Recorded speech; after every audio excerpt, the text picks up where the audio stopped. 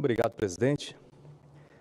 Senhoras e senhores, nós estamos escrevendo capítulos sombrios na história do Brasil. Em 1947, um brasileiro era chefe da delegação brasileira na Organização das Nações Unidas, na ONU. Ele presidiu a segunda Assembleia Geral da ONU, que votou o plano para a partição da Palestina, que culminou na criação do Estado de Israel. Oswaldo Aranha recebeu gratidão eterna dos judeus. Ele foi indicado para o Prêmio Nobel da Paz em 1948. Em 2024, o presidente da República é declarado persona não grata pelo Estado de Israel. Recebe, por outro lado, homenagem e agradecimento do Hamas, que é um movimento de resistência islâmica, um grupo reconhecido como terrorista pela União Europeia, pelos Estados Unidos, pelo Japão e pela Austrália.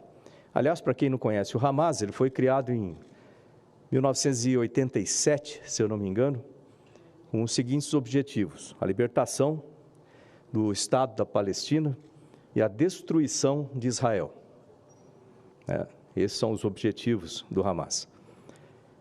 O chefe do Poder Executivo está destruindo uma relação de amizade de mais de 60 anos. O Estado de Israel, ele é um aliado nacional de longa data.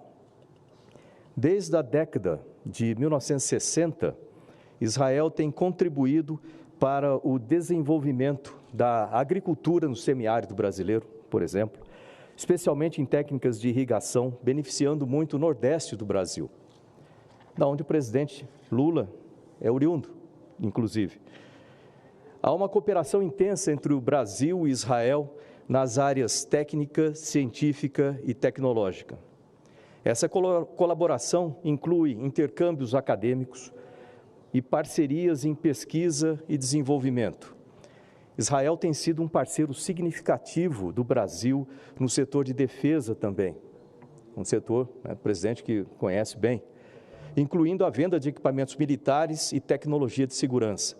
Essa parceria também abrange a cooperação em segurança cibernética, que é um problema seríssimo que nós temos que encarar com seriedade aqui nesse país. Em 2007, Israel se tornou o primeiro parceiro extra-regional a assinar um acordo de livre comércio com o Mercosul, que inclui comércio de bens, cooperação em normas técnicas e outros aspectos econômicos. Ontem, nosso presidente, aqui do Congresso, o senador Rodrigo Pacheco, se pronunciou com maestria, esclarecendo o posicionamento do Senado Federal, o qual concordo 100%, diga-se de passagem, e pedindo ao presidente Lula que se retrate com o Estado de Israel. E hoje, a imprensa nacional noticia que o governo federal avalia a possibilidade de expulsar o embaixador israelense Daniel Sonshine aqui do Brasil. A pergunta que a gente faz é o seguinte: qual é o plano do governo federal? É destruir a indústria nacional? Mas se for isso, ele está no caminho certo, tá? Essa execução está sendo perfeita. Em tempo recorde, a nação aliada, uma nação aliada como Israel, pode se tornar hostil ao Brasil. Isso prejudica muitos setores do país. Nossas indústrias e setores de pesquisa, principalmente as áreas de pesquisa e segurança cibernética, correm um sério risco de ficarem paralisadas, uma vez que somos muito dependentes de tecnologias israelenses, para quem não sabe. E eu fui ministro de Ciência e Tecnologia, eu estou falando aqui exatamente desse conhecimento. A Embraer, nossa empresa de aviação, que é um orgulho nacional, criada por um conterrâneo meu lá de Bauru, o coronel Osiris Silva, ela pode sofrer graves danos na sua linha de produção, uma vez que os componentes de fabricação das suas aeronaves, muitos deles são israelenses também.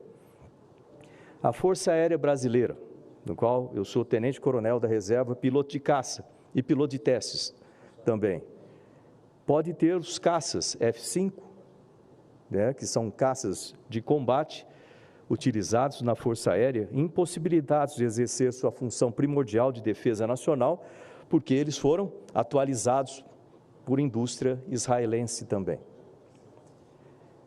Isso tudo por quê?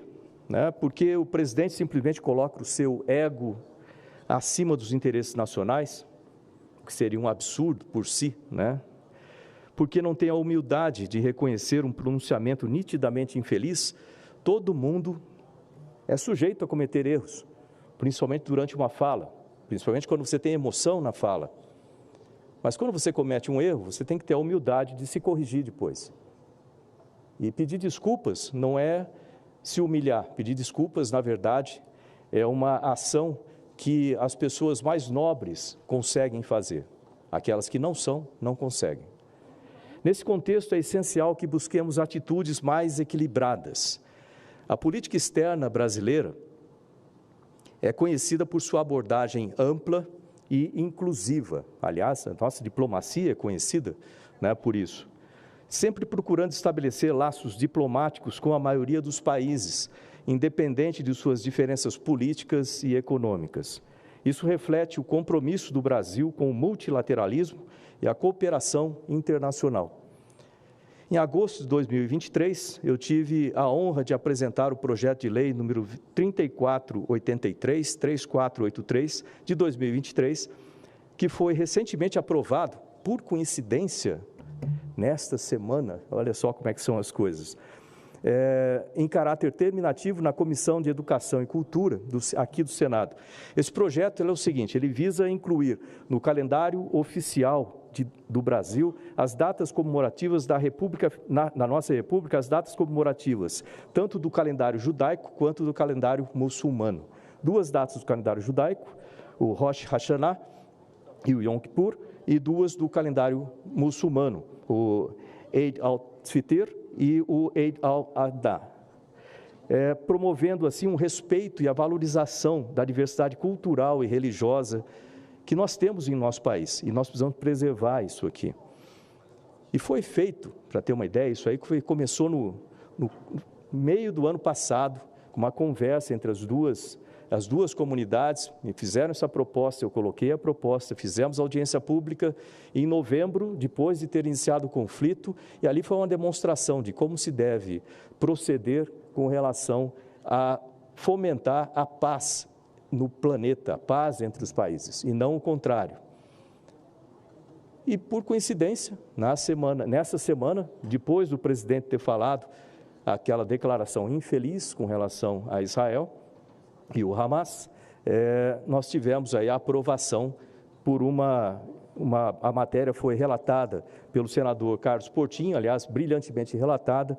Eu acho que foi ali uma sementinha que nós plantamos para dizer que a paz é possível e ela começa em pequenos atos, pequenas coisas que a gente pode fazer uma pessoa para outra, para se promover a paz ao invés de promover a guerra, mesmo que as autoridades de alguns dos países não concordem com isso ou façam demonstrações contrárias. A reflexão que devemos fazer é que também as eleições municipais de 2024 são cruciais, não apenas para o futuro imediato de nossas cidades e comunidades, mas também como um alicerce para as eleições gerais de 2026. Guardem essas informações para que os votos sejam feitos de maneira correta em 2024 e 2026, a avaliação dos seus políticos. É um momento decisivo para reafirmarmos os nossos valores conservadores e de direita, escolhendo líderes que se dedicam não somente ao desenvolvimento local, mas que também entendem a importância do seu papel em 2026. Portanto, ao nos aproximarmos das urnas, peço que reflitam sobre a importância de suas escolhas. Votem por candidatos que se comprometam com a preservação dos nossos valores e princípios, que promovam o desenvolvimento econômico e social e que defendam uma política externa robusta e respeitada. Juntos, podemos garantir um futuro próspero para o Brasil. Juntos, nós podemos manter uma posição firme e respeitada do Brasil no cenário internacional, sem falas infelizes. Obrigado, presidente.